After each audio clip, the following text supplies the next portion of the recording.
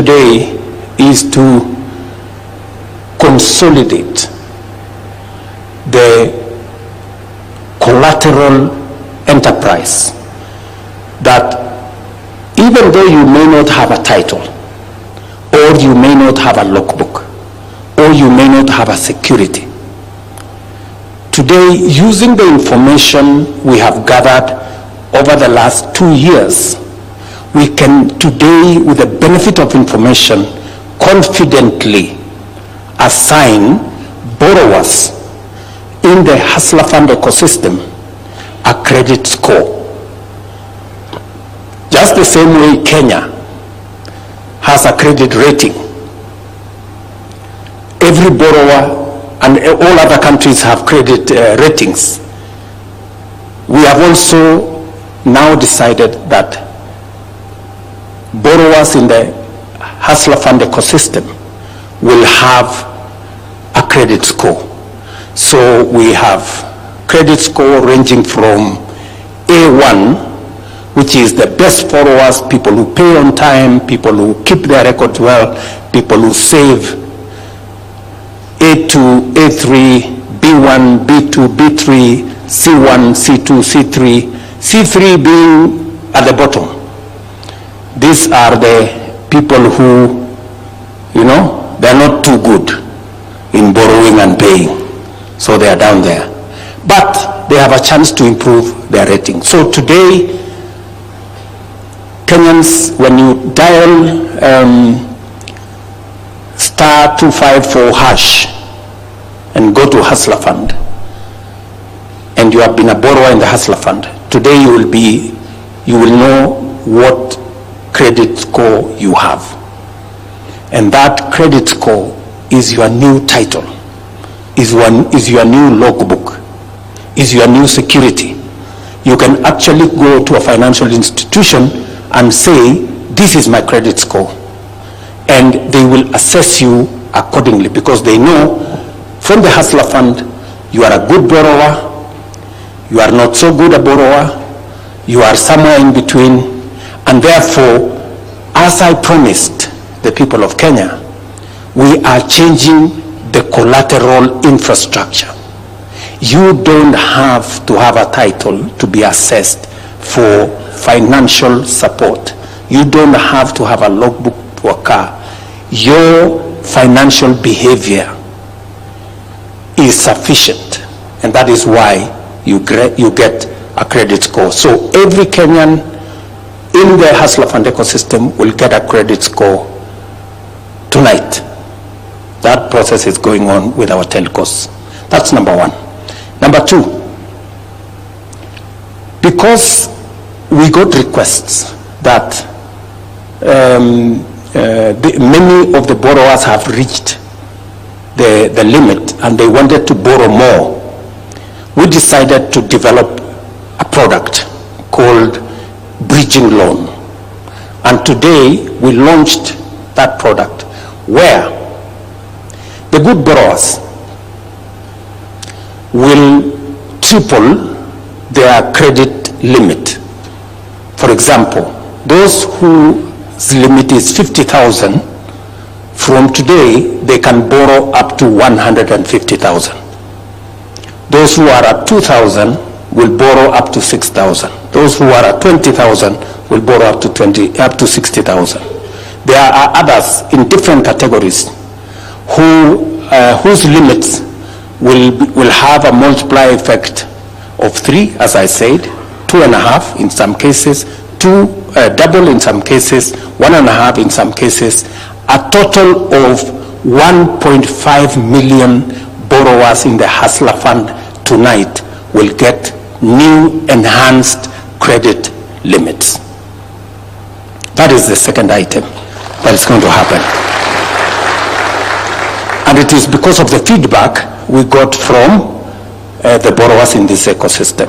Number three, many borrowers have told us 14 days is too short a period for us to pay back. Can you consider doubling that that term? Again, today, under the bridge loan we have increased the time you will take to pay from 14 days to 30 days. And you can continue from there. The fourth thing we have done today, again, is to have a conversation about what borrowers have asked us. What happens to our savings? As you are aware, when you borrow in the hustler fund ecosystem, saving is mandatory. And saving is mandatory because in Kenya, we have a serious gap in borrowing. It is one thing that I made a commitment to this country that we must rethink our borrowing. And I am very happy with the progress we are making in matters borrowing. Not just in hustler fund, but globally as a nation. Those of you who may want to know is that our savings as a percentage of GDP has always been in the region of between 8 and 12%. Other countries in our category are in the region of 25%, others 40%. China, for record, is at 55%.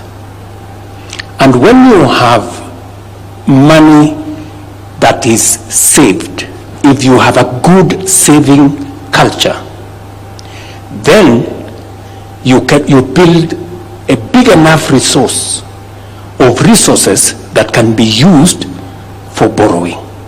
It begins to give you long-term money, patient money that can be borrowed, and it helps to bring down interest rates. Just for context, let me tell you where we are. Our National Social Security Fund has saved in 60 years 320 billion in 60 years, because we have been saving on average 200 shillings per person. And you remember I had a very serious quarrel about it.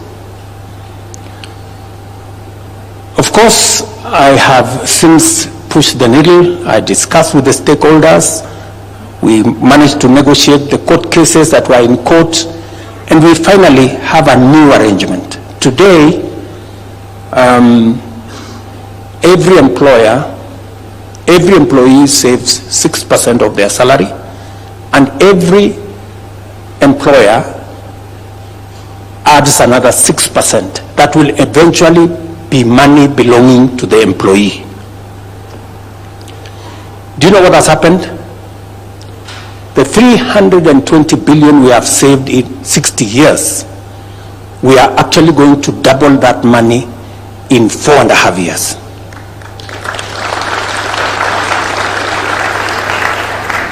That is the kind of difference that savings is going to make. I just wanted to make that point so that I can come back to savings in the hustler fund. We have 3.5 billion shillings in savings under the hustler fund situation. Many borrowers have been asking us, who is managing this money? What interest am I going to get for the savings I have on my hustler fund account? Now we have worked with World Bank and other development partners. Now KNEST is going to be the arm that is going to be investing the savings in the hustler fund ecosystem. And last year we negotiated with banks. We got T-bill rate -3. With now KNEST, there will be no -3. All the borrowers will get T-bill rate. If T-bill rate is 11, you will get 11% on your savings. If it goes to 12, you get 12%.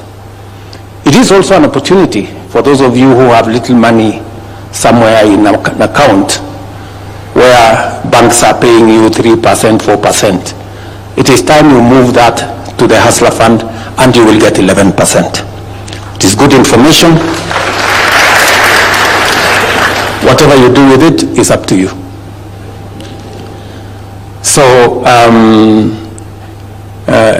we have now made the decision that savings are going to be handled by Kenneth, and it will strictly be invested in government security so that there is no chance whatsoever of any loss or of any money being misappropriated. So these are the 4 or 5 things that we have today made a decision about. Increase the limits by up to 3 times. We have enhanced the term from 14 to 30 days. We have now a credit score for each and every one of the borrowers, which can be used in the financial sector, not just within the Hustler Fund space. And number 3, we have had a conversation and a decision on savings. So this is fundamental. And let me also say this. Of the 1.5 million people who today will have their credit limits enhanced, the highest being from 50,000 to 150,000, there is another 4 million borrowers who must be listening to me this evening. These 4 million borrowers have maybe an outstanding amount, maybe they have not paid on time, maybe they have exceeded, instead of 14 days, they are at 45 days, or they are at 30 days. If they pay, these 4 million borrowers, if they pay their outstanding, the window for them to be moved to the bridge loan, which then doubles or triples their credit limit, exists. So the 4 million people out there who have not paid their money, you have a chance. We're going to assess you. Once you pay, we're going to assess you for 2 months, and then we will graduate you to the bridge loan. We want many to come on board. As you are aware, the whole Hustler Fund intervention was to remove the penalization, the blacklisting, the condemnation of people, but to give them a chance to improve on their credit rating. And that is what we intend to achieve. So that is one item that I wanted us to have a conversation about. I will take a few questions on that story as soon as I'm done. The second issue that I want us to have a conversation this evening is about jobs and employment. And we are all aware that close to 1 million people young people enter the job market in Kenya. We also know that currently approximately 200 to 250,000 get a chance to be absorbed. And we have about 700,000 people who get into the job market, and they have, to do one thing or another in the informal sector. And therefore it is important for us to think as a country on what do we do with the 700,000 people who walk out of college, walk out of school, walk out of university, and there is no ready employment for them. Again, this is something that I spoke to and have a plan about in our manifesto.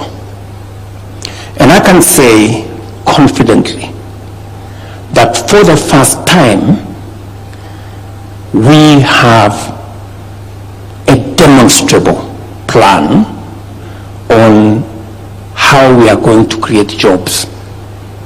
Creating jobs is no longer an exercise in guesswork. We must be deliberate, we must be intentional, we must have a plan. And this evening, I want to tell you about 4 of the interventions that are currently underway that I committed to the people of Kenya in terms of how we are going to create jobs. Number 1 is labor mobility. And I have my team here. They are going to, I'll give them a chance to tell us what kind of progress are we making in that space of labor mobility. I have had occasion to personally sign off some of the bilateral labor agreements. I was in Germany with the German Chancellor, where we signed off with another 3 or 4 countries. As I talk to you, my team at the Ministry of Diaspora and the Ministry of Labor are working on 19 additional labor agreements, bilateral labor agreements with different countries. That's one. And we're going to discuss the numbers shortly. Number 2 is the whole program around housing. How many jobs are we creating? For engineers, for architects, for quantity surveyors, for electricians, for plumbers, and a whole lot of them in that space. Number 3 is digital jobs. What are we doing in the digital job space? What are we doing with Jitume? What are we doing with AJAABU program? What are we doing with all our TVETs? What are the numbers looking like? What is the 1,450 ICT hubs we are working with members of parliament to construct? How is that going to look?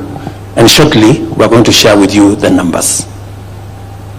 And number 3, or is it number 4? The whole space around industrialization, manufacturing. What is it that we are doing? Why have we rolled out 47 county aggregation industrial parks? Why have we rolled out 6 new special economic zones? What are we doing with our manufacturing sector? Why have we put in place a policy framework that stops us from importing all manner of things? How do we produce steel locally? How do we produce cement locally? How do we take advantage of our young people and stop importing furniture? How do we, those are some of the policy interventions that we have passed through Parliament to build the capacity around our manufacturing companies that had closed down, have now stepped up. It is the reason why steel, for example, I was in West Pokot